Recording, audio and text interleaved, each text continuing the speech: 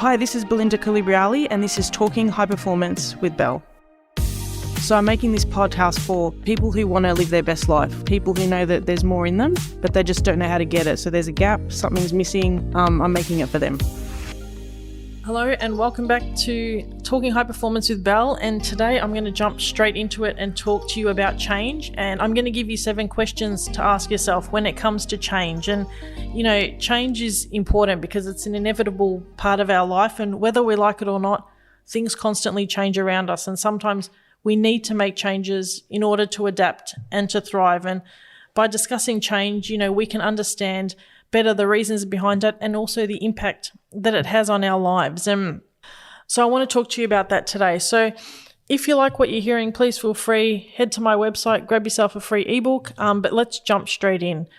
So why is change important? And there are so many reasons why change is important, but I just want to dive into what I believe are the top few today. And the first one, change helps us to progress. So, you know, it's a driving force behind what helps us to move forward, whether it's our career, whether it's our home life, whether it's relationships. So often breakthroughs happen when change happens. And this comes to the second point, which is growth. Change helps us to grow and develop as individuals. And, you know, we know that challenges occur, and growth is a big part of what's on the outcome or what's on the opposite side of change. And we learn new things, we evolve, and also we take on new perspective. And that's really important, and that's really exciting. And change helps us to become more flexible. So when we're willing to change, when we're willing to adapt, flexibility is on the other side. And this is something that I've struggled with in the past, and I'll talk a little bit about that a little bit later on in the episode. But to me, change is hard. I find it even hard to upgrade my phone because I don't like the changes of where the buttons will be and what will happen. So change is something that over the years I've started to embrace, but change is something that I find quite hard myself. And, you know, why do we find it hard? And today I want to make it a little bit more of a reflective post, and I want to ask more questions, which is where the 7 questions will come in for you to think about. And sometimes when we're going through change, we can't see the benefit as we're going through the process, but normally we get to the end and we go, wow, that hard work, you know, was really, really worth it. And, you know, I want to make today more of a reflective post and get you really thinking about, you know, what changes have been difficult in your life. And for me, you know, a really difficult transition or a really difficult change was going from 2 kids to 4. So I found that period extremely difficult. And initially the way that I was handling the change wasn't working so well. You know, pretty much it wasn't working at all. But then we came out on the other end, and, you know, how do I feel now? I feel great. I feel like my life's better than it's ever been. But going through that change, going through that transition of working out what works, what doesn't, what tweaks do we need to make, this can be really hard. But I think so often when we go through the process, we need to think about, okay, it's hard now. What's it going to feel like down the track? What's it going to feel like when we take that leap? What's it going to feel like when we're on top of things? And that's really empowering. And so today I want to ask you 7 questions around change. And they're questions for you to ponder on and reflect upon, and to go, you know, this is where I'm holding myself back. It could be from growing. It could be from, you know, showing flexibility. It could even be from stopping you progressing your career. But where is change holding you back in your life? And how will, you know, reassessing and thinking about these 7 questions really help you? And the first question is, what change have you been resisting and why? And we resist change for all types of, you know, reasons. It could be the fear of the unknown. It could be the fear of others judging you.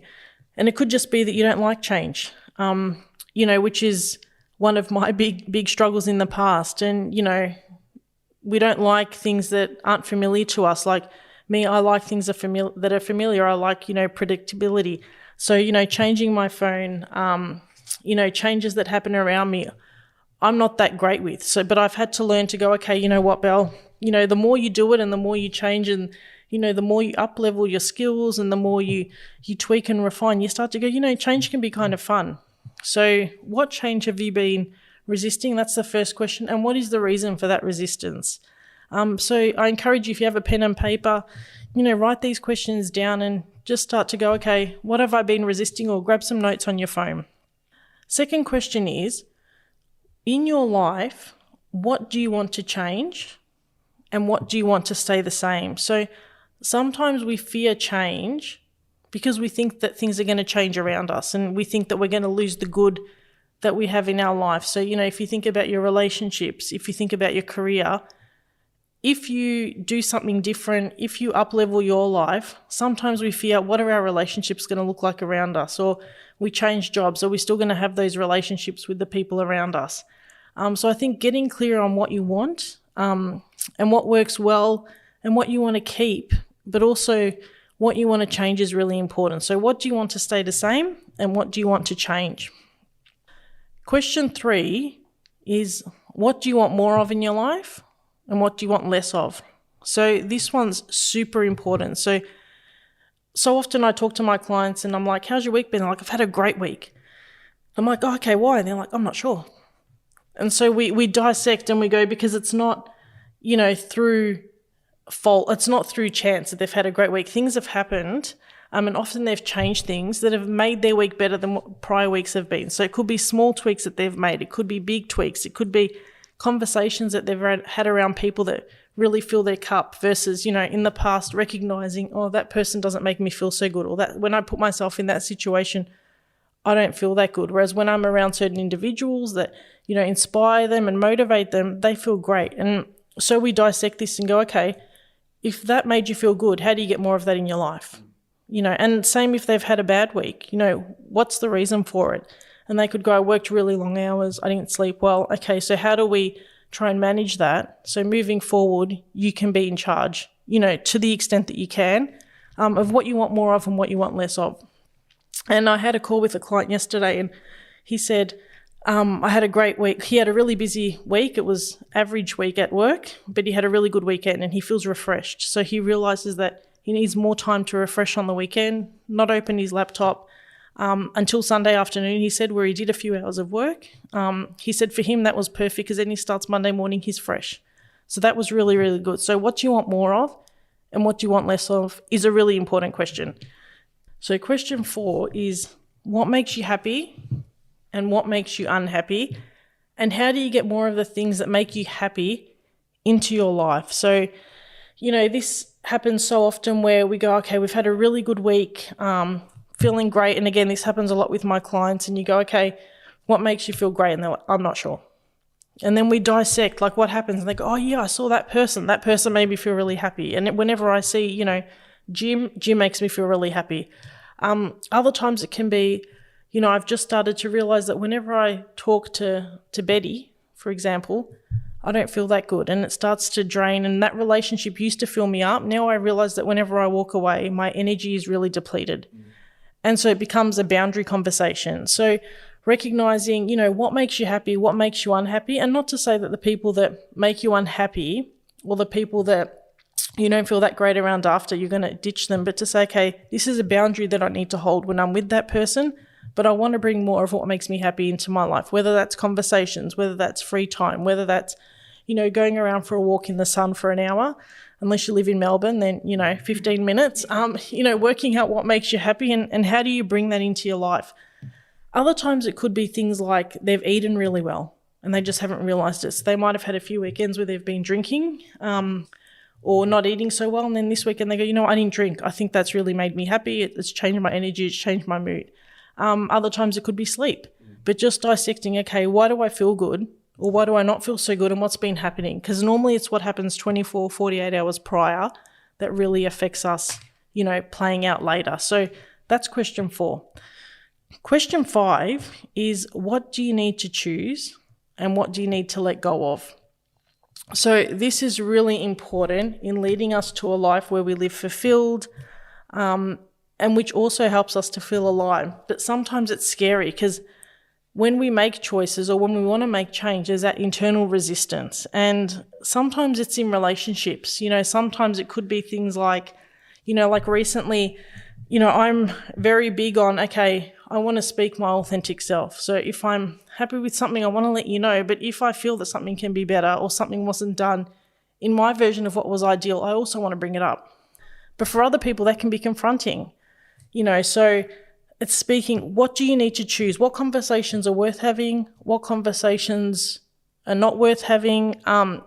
but also going, okay, sometimes things change. And I think sometimes, especially with friendships or relationships, they change. Like sometimes people realize, and this happens with a lot of my clients as well, they want deeper connections. They want deeper relationships. And so they feel themselves not pulling away, but they feel there's a divide between their current group of friendships, because they feel like when they become more authentic to what they really want and more in tune with what they really want, then their priorities change and they want to align more with individuals that, you know, that fill their bucket.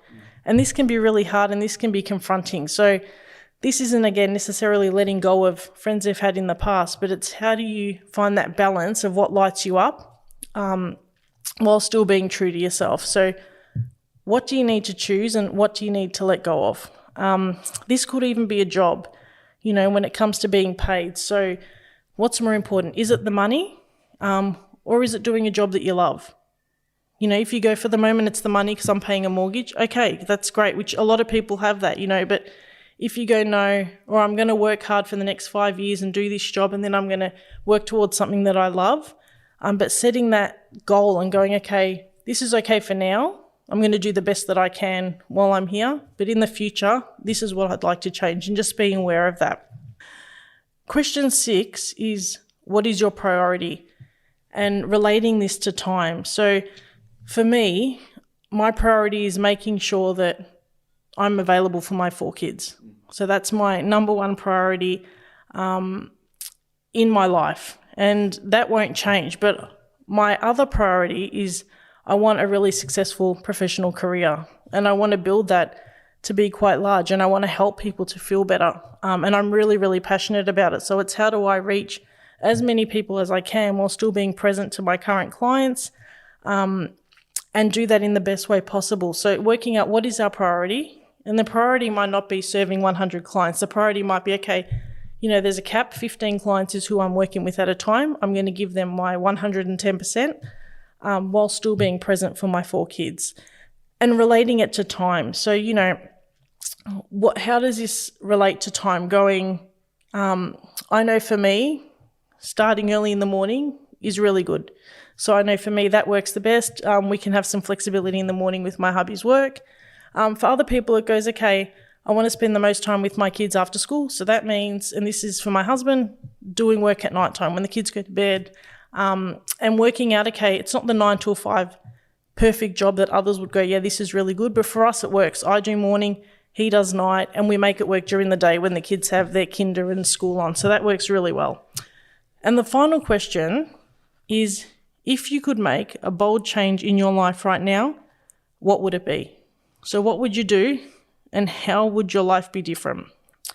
So if you could put, you know, the fear of failure aside, the fear of judgment aside, and you took a chance, what would you do and what would it look like on the other end? So for me, this was changing careers. So, you know, there was absolutely fear of failure. There was fear of judgment. All the fears that you can name, I felt them all. But I was really passionate about it, and it was a bold move. It felt at the time when I said that's what I wanted to do, but then I worked in the background, developed skills, and I worked for a few years before I transitioned out of that business to get to where I wanted to be now. And I love what I do. And, you know, it's evident. It's evident because at the time I wake up in the morning, and it's evident with the relationships that I build with my clients. So we have great relationships, and you care about them, not just at a level because they're paying you, but you care about them because you want them to do really, really well. You want them to be successful, whatever successful means like to them. And so that was a bold change that's made a huge difference in my life, and it's really, really rewarding. So there you have it, why change is important, and the 7 questions that I encourage you to ask yourself to make change your ally and not your enemy, and the impact that it has for yourself moving forward. Think about that. If I did this, if I thought like this, what impact would it have on my life?